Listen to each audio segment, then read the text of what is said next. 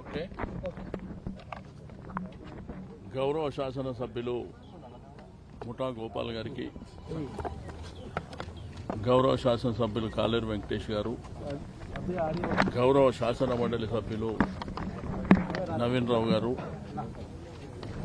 మా పార్టీ కార్పొరేటర్లు, మాజీ కార్పొరేటర్లు, మా నాయకులకు, కార్యకర్తలకు ఈరోజు సనత్ నగర్ ఇండస్ట్రియల్ ఏరియా సుమారు 87 ఎకరాల 31 గుంట. ఇది ఎక్స్క్లూజివ్గా ఇండస్ట్రియల్ ఏరియా, ఇక్కడ రెసిడెన్స్ ఏమి ఉండవు.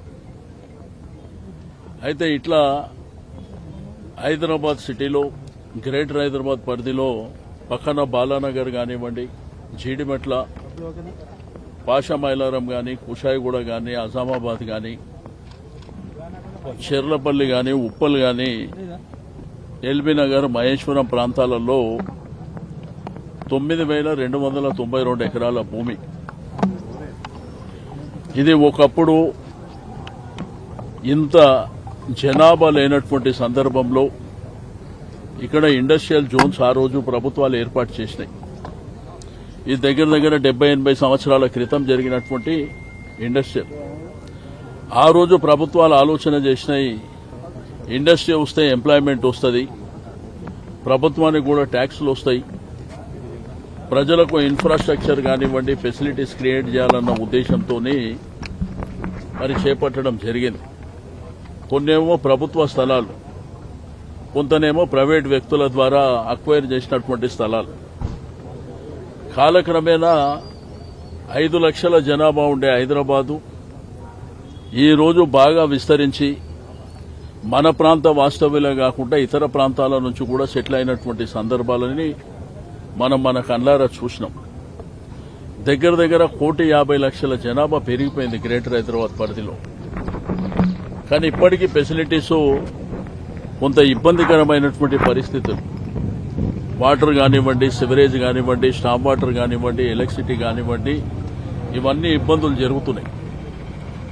అయితే దీంట్లో ప్రధానంగా ఏంటంటే ప్రభుత్వం ఒక నూతన పాలసీ తీసుకొచ్చింది, హైదరాబాద్ ఇండస్ట్రియల్ ట్రాన్స్ఫార్మేషన్ పాలసీ అని తీసుకొచ్చింది.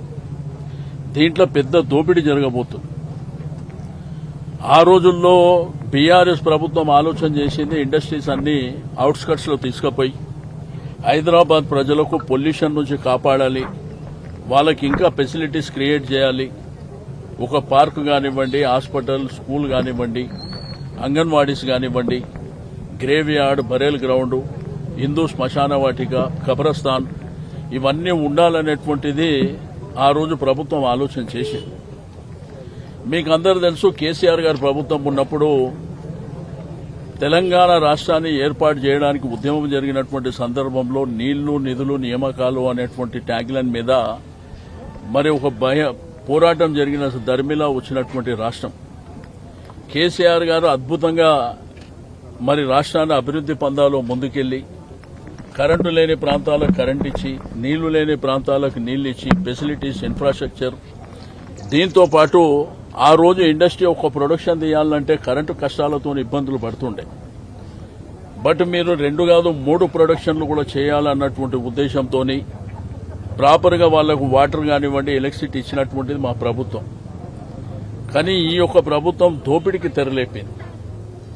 ఈ భూములన్నీ ఇక్కడ మార్కెట్ ధర, పర్టికులర్గా సనత్ నగర్, ఈ టీజీఐఏసీ విలువ ఎకరానికి 18.34 కోట్లు ఎకరానికి. అదేవిధంగా ప్రభుత్వ రిజిస్ట్రేషన్, దీంట్లో 21 కోట్లు ఉంది వాల్యూ. అదేవిధంగా ఇక్కడ మార్కెట్, ఓపెన్ మార్కెట్, ఇక్కడ ఉన్న వాళ్ళని అడిగితే చెప్తారు 43 నుంచి 45 కోట్లకు ఎకరం ఉంది. దీన్ని 6,31,00,000లకు, అంటే 43 కోట్లు ఎక్కడ, 6,31,00,000లకు దారాదత్తం చేసేయడానికి శ్రీకారం చుట్టింది. మేము ఈ ప్రభుత్వాన్ని డిమాండ్ చేసేది ఒకటే, ఈరోజు ఇండస్ట్రీస్ ని మీకు అవుట్స్కట్స్ ప్రాంతాల్లో పంపిస్తే మాకేం అభ్యంతరం లేదు. రెండోది 50% జాగా. ఈ 50% ఏంటంటే ఇందిరమ్మ ఇళ్ల కోసం, పార్కుల కోసం, ఓపెన్ గ్రౌండ్ కోసం. ముఖ్యమంత్రి గారు ఫుట్బాల్ ఆడుతున్నారు, చాలా సంతోషం. నేను ఒక స్పోర్ట్స్ మ్యాన్ అని క్రియేట్ చేయడానికి. నువ్వు ఒక్కను ఫుట్బాల్ ఆడితే సరిపోదు. లక్షలాది మంది పిల్లలు క్రీడా పట్ల, స్పోర్ట్స్ పట్ల వాళ్ళకి ఇంట్రెస్ట్ ఉంది. మరి ఆ పిల్లలకు గ్రౌండ్లు కావాలంటే ఈ 9,292 ఎకరాల నుంచి 50% ఇవ్వండి. ఈ 50% అవసరాలు. ఇప్పుడు ఈ ఇండస్ట్రీస్ కూడా లీజ్కి వచ్చినటువంటి ఇండస్ట్రీస్ ఇవన్నీ. దీన్ని ఏం చేసిరంటే ఇప్పుడున్న మార్కెట్ వాల్యూకు అంటే 45 కోట్ల రూపాయలు ఉన్న ఎకరానికి ఇక్కడ 6 కోట్లకి ఇచ్చేసి ఆ తర్వాత ఆయన ఇండస్ట్రీ తీసి రియల్ ఎస్టేట్ చేసుకోవచ్చు, కమర్షియల్ చేసుకోవచ్చు, ఆయన ఇష్టానుసారం భూమిని చేసుకోవచ్చు. మరి దాంట్లో పనిచేసే వర్కర్స్ ఏమవుతారు, దాంట్లో పనిచేసే కార్మికులు ఏమవుతారు? ఈ ఆలోచన ఏమన్నా ప్రభుత్వానికి ఉందా? అయినా ఇంత హరీబరీగా జీవో ఇచ్చి మీరు 2 నెలల కాలం 3 నెలల కాలంలో చేయాలనేటువంటి తొందర మీకేమొచ్చింది? మీరు ఒక పాలసీ తెచ్చినప్పుడు ప్రజల అవసరాలకు అనుగుణంగా ఉండాలి. ఈ రోజు గ్రేటర్ హైదరాబాద్ లో 1,50,00,000 మంది తెలంగాణ వాస్తవ్యులే కాకుండా ఇతర రాష్ట్రాలు, ఇతర దేశాల నుంచి కూడా నివాసం ఉంటున్నారు. వాళ్ళ అవసరాలు ఏంది, వాళ్ళకు కావాల్సింది ఏంది? హాస్పిటల్ లేదు ప్రాపర్గా, స్కూల్ బిల్డింగ్లు లేవు, అంగన్వాడీలు లేవు, బొందలగడ్డ లేదు, గ్రేవ్ యార్డ్ లేదు, బరెల్ గ్రౌండ్ లేదు. ఇందమ్మ ఇండ్లు ఆ రోజు కేసీఆర్ గారు డబుల్ బెడ్రూమ్ ఇండ్లు హైదరాబాద్ నివసిస్తున్న వాళ్ళకి కట్టాలంటే అవుట్స్కట్స్ లో పోయి కట్టినాం మేము. కొల్లూరు గాని, మేడ్చల్ గాని, మహేశ్వరం గాని వేరే వేరే ప్రాంతాలలో పేదవాళ్ల కోసం, హైదరాబాద్ లో నివాసం ఉంటున్న పేదవాళ్ల కోసం మేము కట్టినాం ఇక్కడ జాగలేక. కానీ మీరు అప్పనంగా ఈ భూములను దారదత్తం చేయాలనేటువంటి దీని వెనుక ఎంత పెద్ద భారీ కుట్ర ఉంది, భారీ కుంభకోణం ఉందో ప్రజలందరికీ తెలుస్తుంది. మేం ప్రజల పక్షాన పోరాటం చేస్తున్నాం. ఈ 9,292 ఎకరాలు ఎంతమందికి ఉపయోగపడుతుంది? ఆ ఉన్న ఇండస్ట్రీ 200 మందికి ఉపయోగపడుతుంది. కానీ ఇక్కడ ఉన్న జనాభా ఎంత? 1,50,00,000 మందికి. ఇప్పుడు ఉన్న ఈ కంపెనీ తీసేసి ఇక్కడ రియల్ ఎస్టేట్ ఏదైతే అపార్ట్మెంట్స్ కడితే దాని ఫెసిలిటీస్ ఓడియాలి. ఇప్పటికే ఫెసిలిటీస్ లేవు, ఇన్ఫ్రాస్ట్రక్చర్ లేదు. నీకు ఇక్కడ వాటర్ కావాలి, కరెంటు కావాలి, స్తంభాలు కావాలి, రోడ్ కనెక్టివిటీ కావాలి. దీనికి ప్రొవిజన్స్ ఏం లేవు. కాబట్టి ఇది భూమాయ, భూ దోపిడీ భారీ ఎత్తున జరుగుతుంది. ఎవరికి కట్టబెట్టడానికి, అప్పనంగా ఇది అమ్ముకోవడానికి నీకు రైట్ ఎవరిచ్చారు? ఈ రోజు ప్రజాప్రభుత్వం అంటే ఇదేనా? అంటే ప్రజలు ఎన్నుకున్నటువంటి మాది ప్రజాప్రభుత్వం అని గొప్పలు చెప్పుకునేటువంటి వాళ్ళు ఈ రోజు రైతులకు రైతు భరోసా అనే కార్యక్రమం పెట్టి వాళ్ళకి ఎగనామం పెట్టింది. యువతరానికి, నిరుద్యోగులకు ఉద్యోగాలు ఇస్తామని చెప్పి వాళ్ళకి ఎగనామం పెట్టారు. ఇంట్లో ఉండే మహిళలకు 2,500 రూపాయలు ఇస్తామని చెప్పి వాళ్ళకి ఎగనామం పెట్టారు. వికలాంగుల పెన్షన్ 6,000 ఇస్తామని చెప్పి వాళ్ళకు పంగనామాలు పెట్టారు. వృద్ధులకు పెన్షన్లు ఇస్తామని చెప్పి 2,000, 4,000 ఇస్తామని వాళ్ళకి ఎగనామం పెట్టారు. తులం బంగారం అని చెప్పి కళ్యాణ లక్ష్మితో పాటు తులం బంగారం ఇస్తామని చెప్పి వాళ్ళకి ఎగనామం పెట్టారు. మీరు ఎవరిని వదిలిపెట్టారని చెప్పి. ఆ రోజు కేసీఆర్ గారి పరిపాలన ఇట్లనే ఉండేనా? మీరు మీ తోపిడి ఇష్టం ఉన్నట్టు చేసుకోవడం కాకుండా ఇది ప్రజాప్రభుత్వం అని మీరు చెప్తారు. ఎట్లయితే ప్రజాప్రభుత్వం? ఆ రోజు కేసీఆర్ గారు సెంటిమెంట్ కింద బతుకమ్మ అనేటువంటి ఒక మహత్తరమైనటువంటి కార్యక్రమం మన గ్రామీణ ప్రాంతంలో పుట్టినటువంటి బతుకమ్మ, ఆ బతుకమ్మ చీరలు ఇవ్వాలని చెప్పి అందరికి ఇచ్చారు. ఈ రోజు మీరు బతుకమ్మ చీరలు ఎవరికి ఇస్తారు? అంటే కొంతమందికి ఇస్తే సరిపోతుందా? దానివల్ల ఏమైనా ఉపయోగం ఉన్నదా? మీరు ఒకసారి ఆలోచన చేయవలసినటువంటి అవసరం ఉంది. ప్రజలు కూడా చైతన్యవంతం కావాల్సినటువంటి అవసరం ఉన్నది. ఎందుకు మేము ఈ పోరాటం చేస్తున్నాం, ఎందుకు ప్రజల పక్షాన మేము నిలబడుతున్నాం, మీరు కూడా ఆలోచన చేయండి. అడ్డికి పావుసేరి ఇష్టానుసారం భూములు అమ్మితే మరి మీరు దీన్ని ఏ విధంగా ఏకీభవిస్తారు? ప్రజల అవసరాల కోసం, ప్రజల ఫెసిలిటీస్ కోసం, మన పిల్లల భవిష్యత్తు కోసం ఈ ప్రభుత్వం ఆలోచన చేయమంటే బడా బడా వ్యాపార సంస్థలకు అప్పనంగా భూములు ఇచ్చే కార్యక్రమం.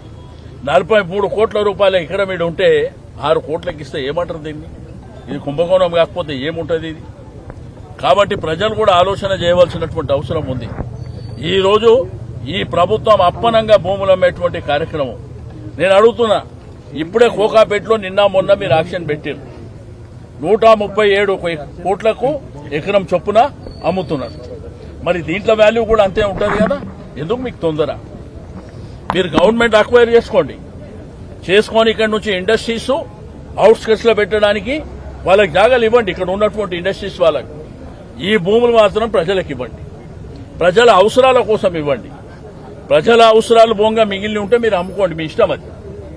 ఎందుకంటే ప్రభుత్వ ప్రాసెస్ లోపల కొన్ని కార్యక్రమాలు జరగవలసినటువంటి అవసరం ఉంటుంది. కానీ ఇదన్నీ వదిలిపెట్టి మీ ఇష్టానుసారం ఏమన్నంటే వాళ్ళు చెప్పుకుంటారు సంబరాలు అని చెప్పి. ఏం చేసిరని సంబరాలు చేసుకుంటారు? నిరుద్యోగ ప్రతిస్తామని సంబరాలు చేసుకుంటారా?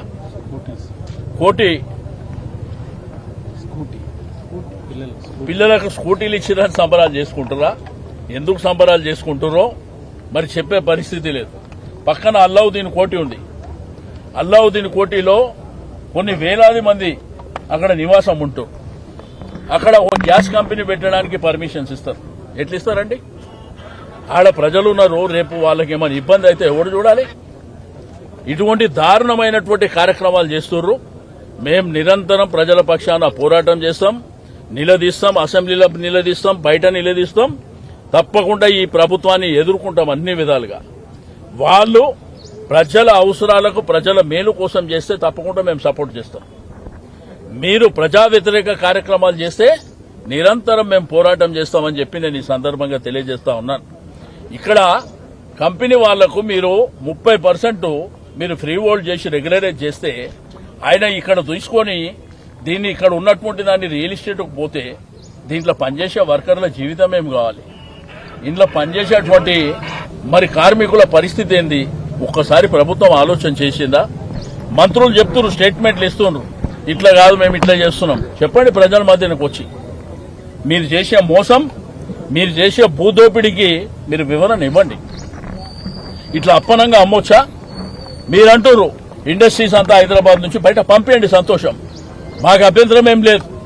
కానీ ఈ భూములు హైదరాబాద్ జంట నగరాలు, గ్రేటర్ హైదరాబాద్ ప్రజలకు వాళ్ళ అవసరాల కోసం ఇవ్వండి. ఇప్పటికే ఖబరస్థాన్ మొన్న జూబ్లీ సెలక్షన్ చూసారు. అక్కడ ఖబరస్థానం కావాలని చెప్పి అక్కడ స్థానిక ముస్లిం మైనార్టీ సోదరులు పోరాటం చేస్తే ముఖ్యమంత్రి గారు ఒక జీవో ఇచ్చాడు.